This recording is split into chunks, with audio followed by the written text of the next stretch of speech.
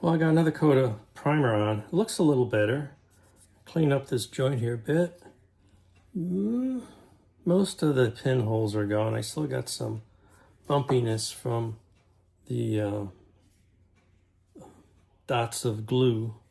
This one looks pretty good, and the fuselage is looking better. There's again a few places where the CA has been a little stubborn, and that can just be sanded down and hit again. The nose section is looking pretty good right now. So I think what the next step, I'm gonna start gluing these pieces together, and because I'll have to putty and all that, and I can touch up the rest of these minor flaws as I work on the joints of the major section. So that's where I'm going next. Let's see, it's gonna something like that. Well, I got this glued together, and I lined it up so the top is pretty smooth, but you can see the forward section is a little wider than the aft section. There's a step here, both sides.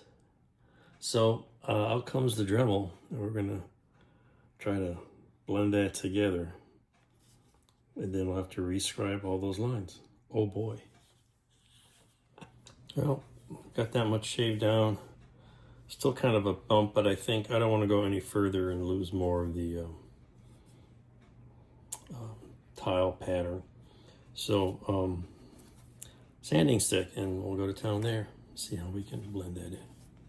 Okay, a few minutes of scraping and scribing, and I like to scribe with a knife. You can just draw it across there. Got those nice teeth on there, and it does a nice job. So we got some tiles on this side and over the top and that side.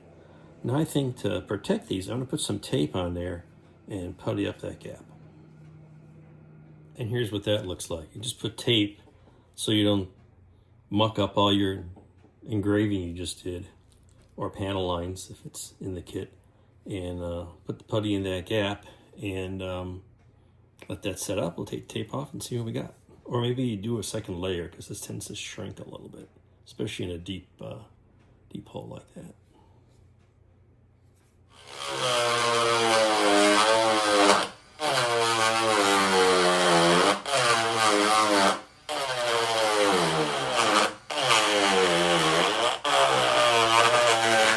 This area. Yeah.